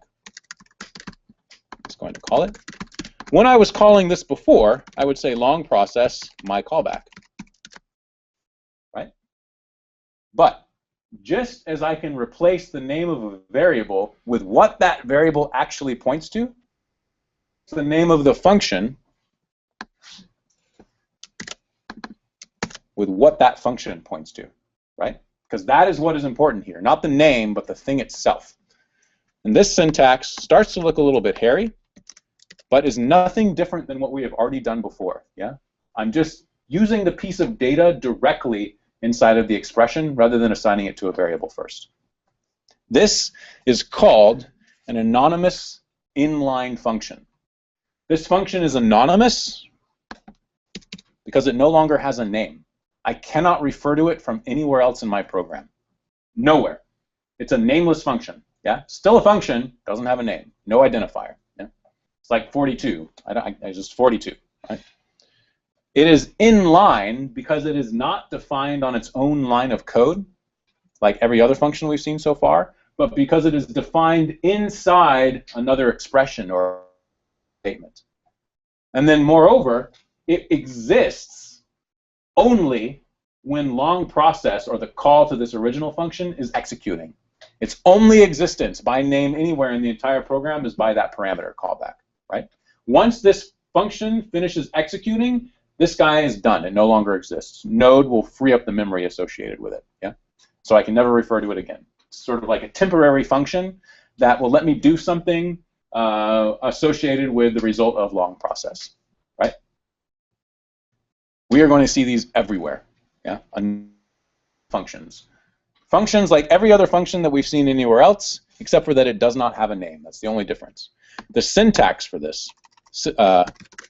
formally, looks like function call, which is some function that we've already defined somewhere, say long process, and then we say function, open parenthesis, curly braces, and then close the call to function call. And so you'll see this like crazy bit of syntax a lot in JavaScript. Close curly braces, close. That's like a telltale sign that we have some kind of anonymous function inside of a call to another function. Yeah. So what would this look like if we wanted to do it with set timeout? So I could call set timeout. I could pass it a callback, or I could just pass it the function directly. Okay. But set timeout takes a second parameter. So the first parameter is our anonymous inline function. The second parameter, so I need a comma because I'm still in my parameter list or the argument list for this function, is the delay. So 2,000 milliseconds, right? But you could pass it another function too, right? Not the delay. Or not the delay. Okay. No, yeah, the delay needs. I could call another function that returns a number. Yeah, that's right. So. And it could be anonymous. I suppose it could. Yes, it would have to be a self-executing anonymous function, and we'll learn about that in a little bit. Yeah. So you wouldn't use a console log though in an app? If something goes wrong, you might, because console.log might actually output it to a log file somewhere. So you can redirect the output to what's called standard error instead of standard out, which is how we've been doing it now. But probably not. Normally, there'll be a special facility for sending something to an error log file, and you'll say like logger.error or whatever. Really, you'll end up making a connection back to the web request that initialized this whole bit of code that started it all going, and send them HTML. That's what we're really going to see happen. So, but I like set timeout here as an example because we have to be careful. I have my first parameter, which is the anonymous function, but I also have a second parameter. And that bit of syntax can trip people up, right? So, I mean, you're just gonna discover that you've got missing commas, as we've already seen, missing curly braces, missing parentheses, and so on all over the place. I think that's really what's hard about this. Conceptually, we're not doing anything that we haven't done already. It's just functions. It's just parameters. It's just that the syntax gets hairy. Just, and I guess I'm kind of tripped up on this. Why wouldn't you return function? Why wouldn't you have a return there Return where? instead of remove of console.log? Well, it just depends on whatever that function does. Okay. So so that's in place of just we're defining the function there. You just have. Yeah, it's just a stand-in. I mean, shoot. I mean, I don't really know what I actually needed to do will be something else. Okay. Yeah. Right? That's just example. So really, I'm just gonna have it do whatever. Okay, yeah. Mostly, I just need a stand-in. So. Incidentally, that's why people use foo and bar as examples, so that you don't give things names that you might think are meaningful. None of this is meaningful. Really, what matters here is the form, right? That's really what's important. So. Because that Code Academy thing kind of threw me off really bad. Yeah. It scarred me. Oh no. Okay. Any other questions? What was long process again? What is long process? It's just some function. And it just appears. What's it used for? No. Well, I mean, it's again, what is? I mean, I don't know what it does. It connects to a database. It does something that takes a long time. It's just an example. Yeah. So again, I mean, I'm making up names for these things, right? So until we actually get to know what nodes have any examples, we get a kind of bootstrapping problem.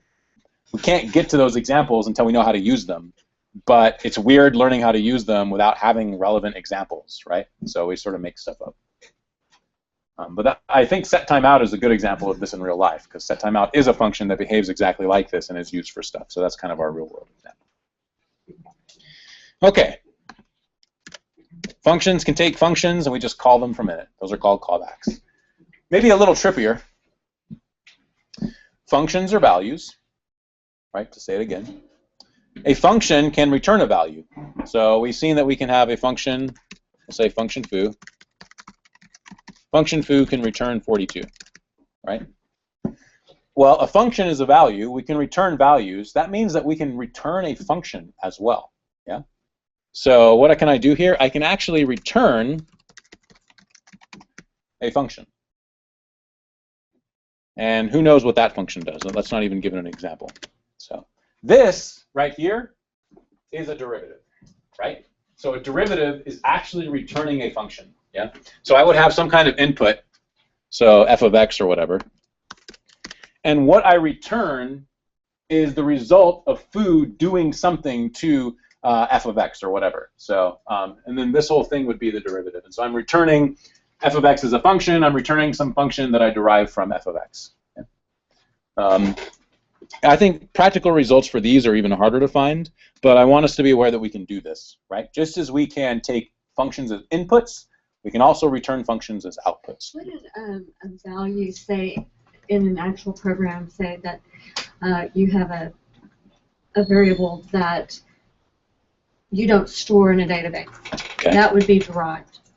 If you created like a method or something and it brought back the value, but it's not, so you're deriving the value. That's kind of how I'm thinking. Yeah, sort of. I mean, it's those. I mean, they're definitely different subjects. That's, I mean, their derivation there is doing a thing to a function in calculus.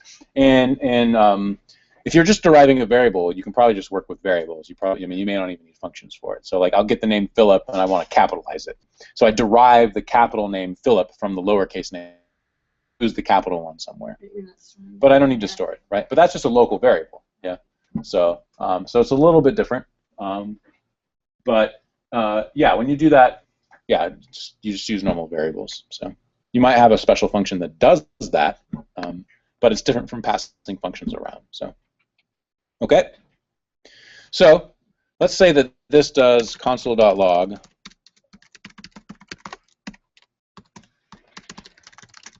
Inside the function. Now, what happens if I call foo? What do I get back? Function.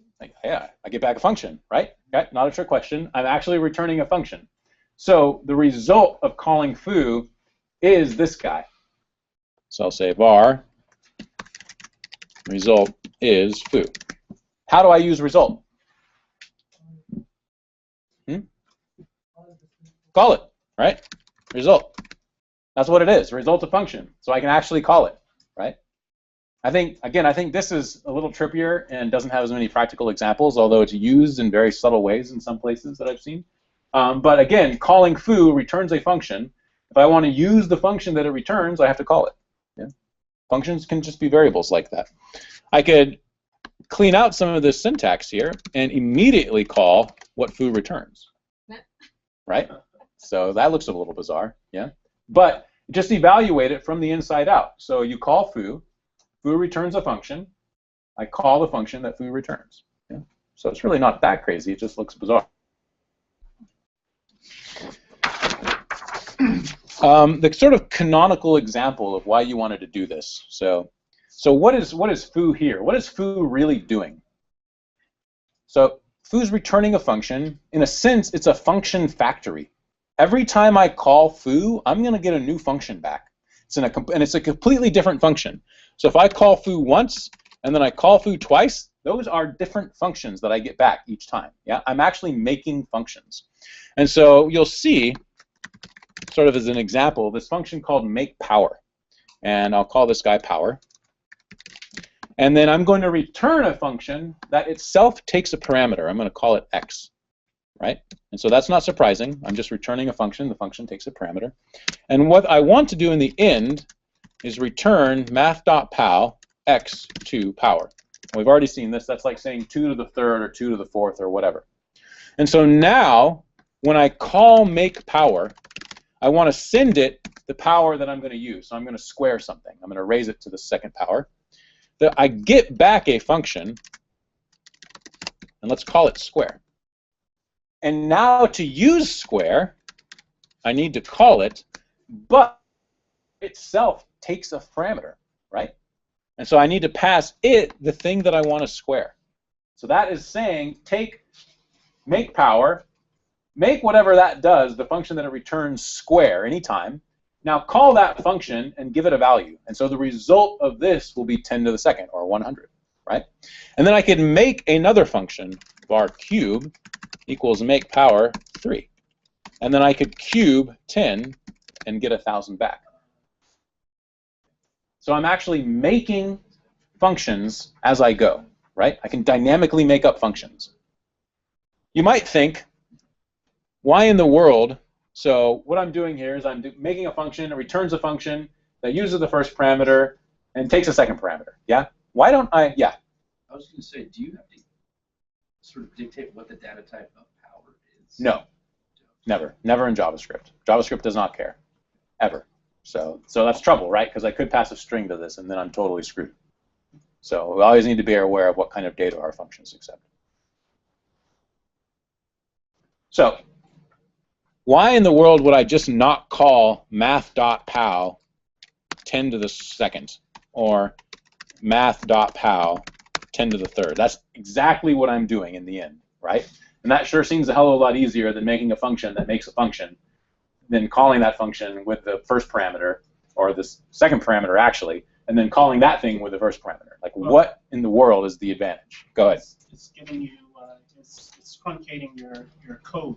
Could truncate my code, yeah. So I mean, so now if this were some much longer thing that I would have to type out, now I can just say square. So that could be an advantage.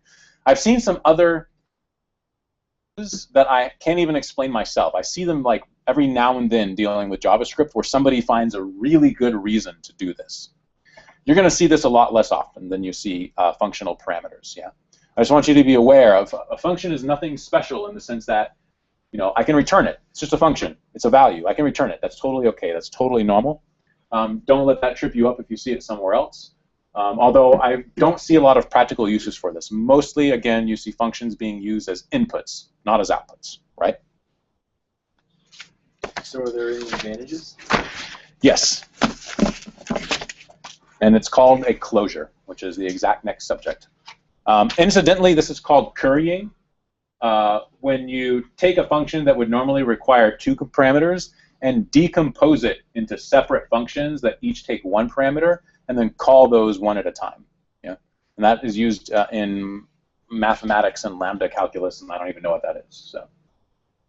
So what's the advantage of this? Look what's going on with power here. Power is a parameter, so it acts like a local variable, right? What do we know about local variables? They just exist in the scope of the function.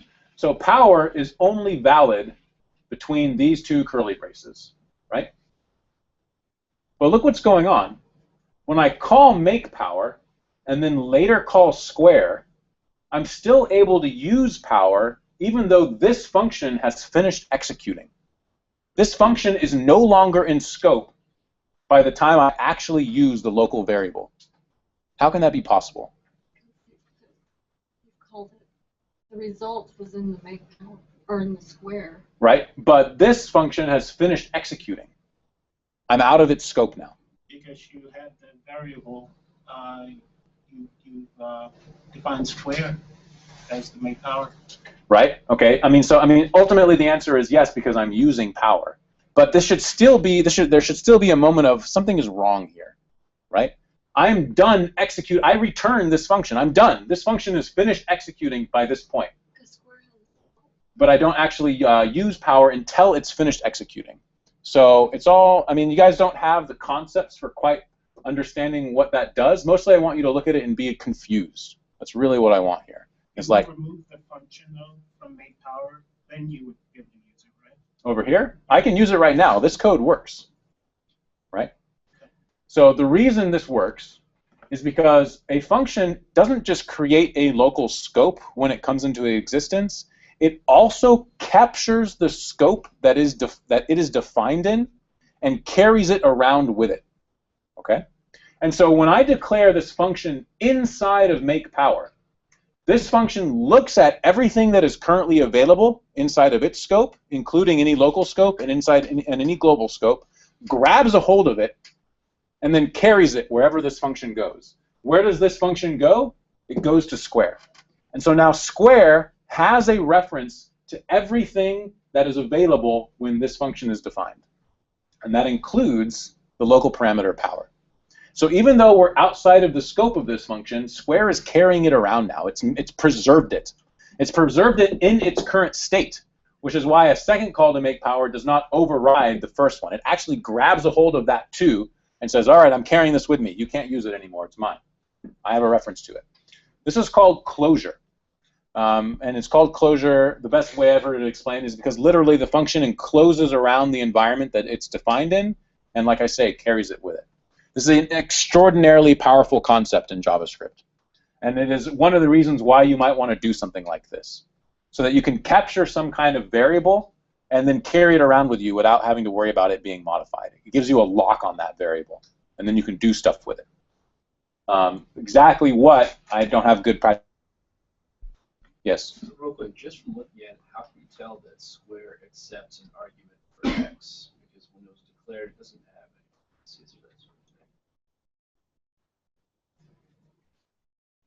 This is square, right?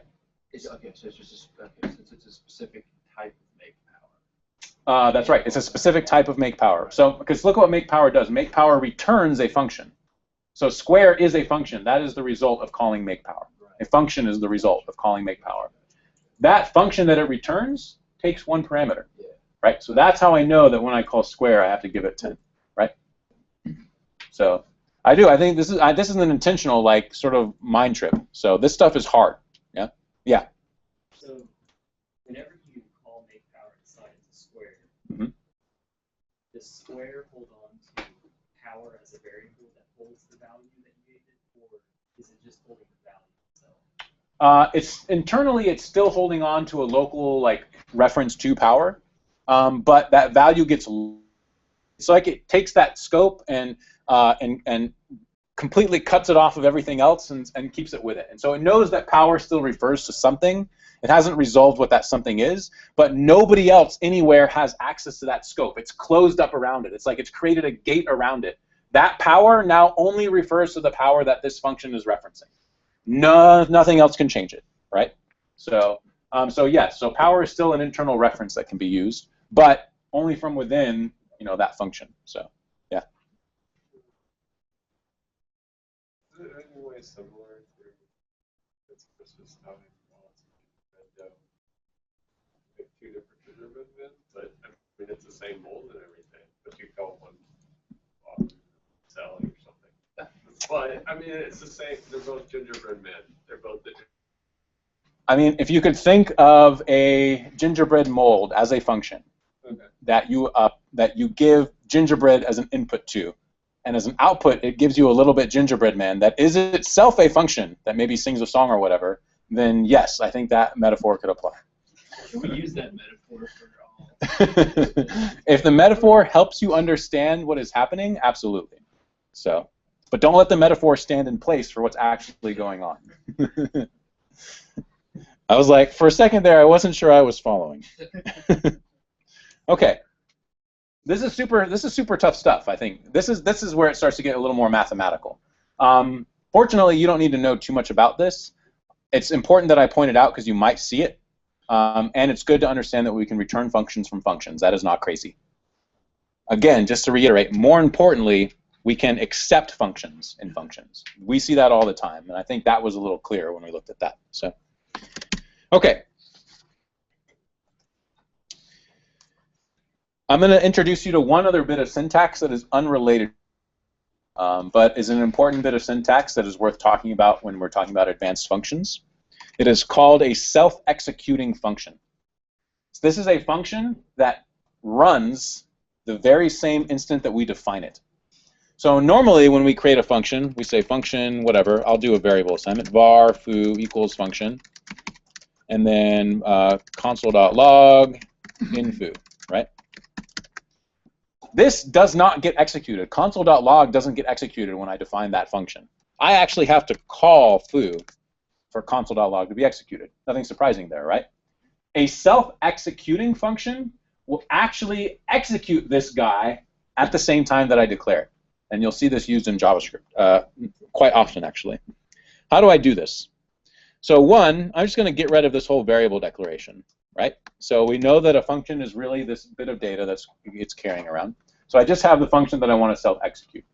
I'm going to surround it in parentheses, like that. So I've just taken my function and I've surrounded it in parentheses. And the reason we do that is because function in JavaScript is a key word. When the JavaScript interpreter sees function, it thinks you're trying to define a function, but that is not what we want to do here. We actually want to execute it. Now, I want to call this function, the function that I just defined. I want to make it self-executing. How do I call a function? Parentheses. Boom.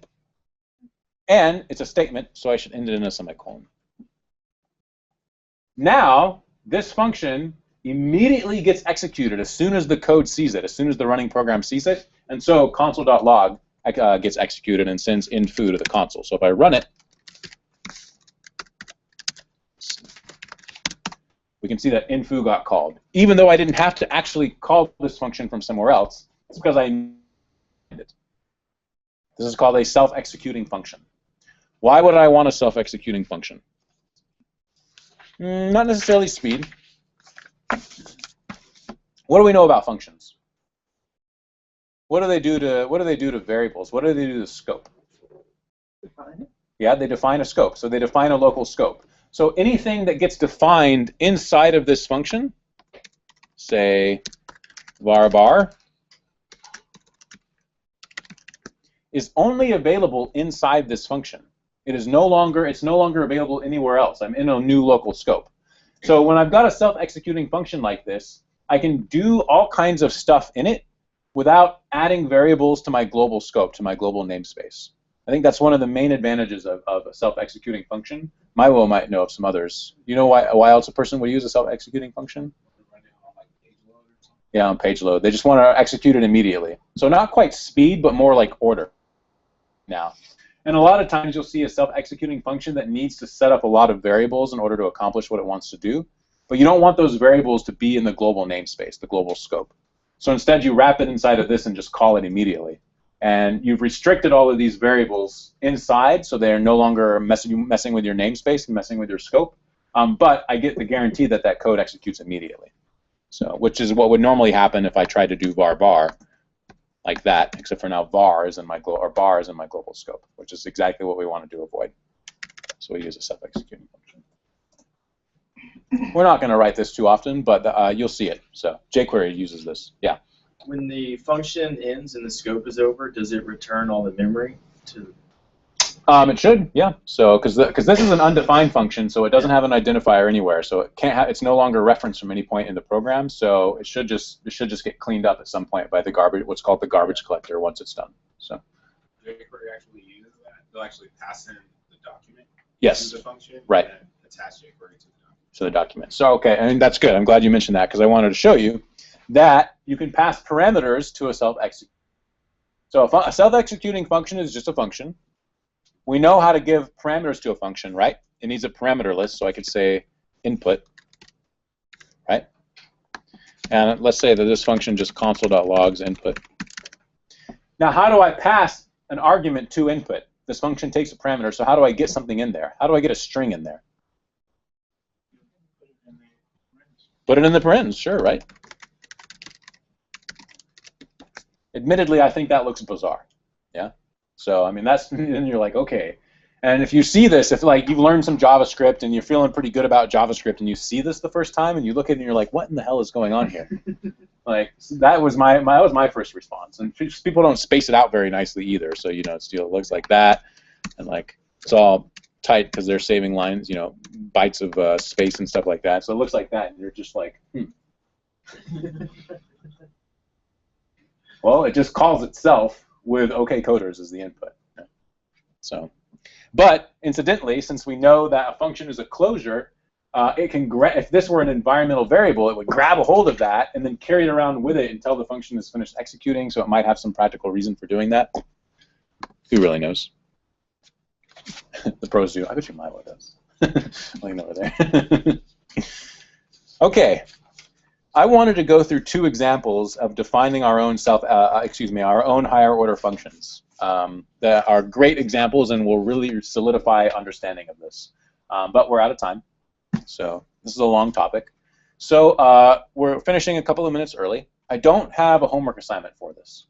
I'm not going to assign a homework assignment, not yet, because I think it's important that we get actual practice doing this. And so our plan for next week on Monday is going to be finish this lesson, and then Dave, right? It's Dave, right? No, Adam. Why did I think it was Dave? I got the email address from, yeah?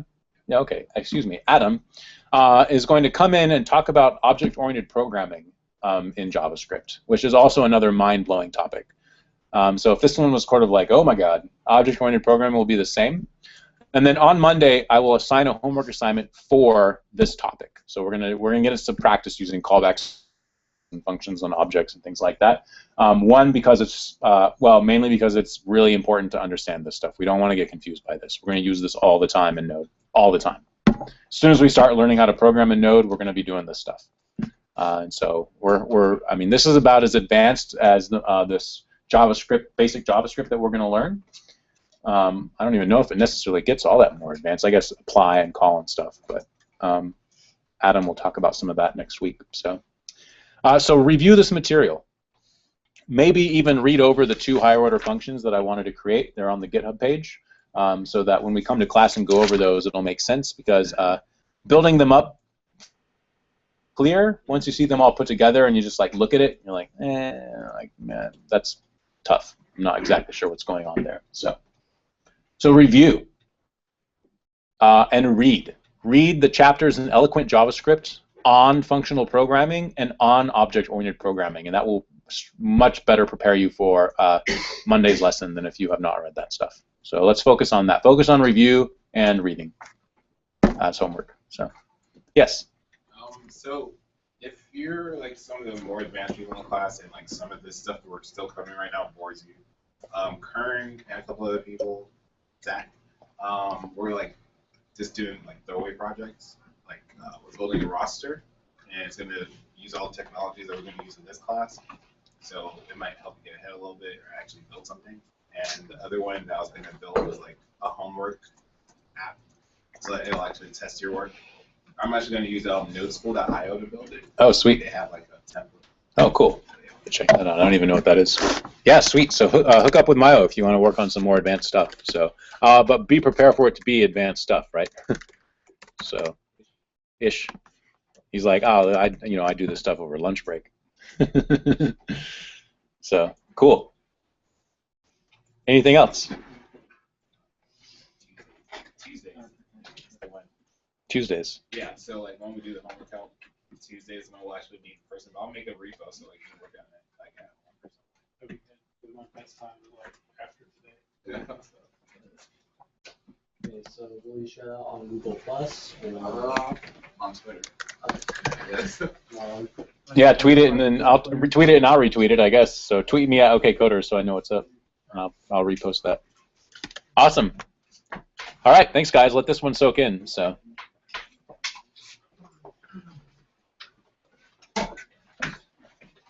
Is there any way you might be able to create like a homework solutions repo and like the files you were working on just Yeah, upload them. just put them in there? Yeah, I could do that. So there were So a couple things I was trying to keep up, just couldn't type this fast. yeah. I will figure out a way to make those available and put something on Twitter about it or in the Google Plus page. Yeah, because you don't make the solutions before you go over them, right? No. Yeah, so that way you already have the files. I guess. Right. And then I did, so I've done that once before because it was requested for the Bootstrap class stuff. So if you look in like the Bootstrap example. yeah, Bootstrap I saw- example, I yeah. saw that. And so that would be so basically doing that for the Yeah. homework assignments. Yeah, sure, because I've got it on my computer, right? So Yeah, that'd be awesome. I can do that. All right.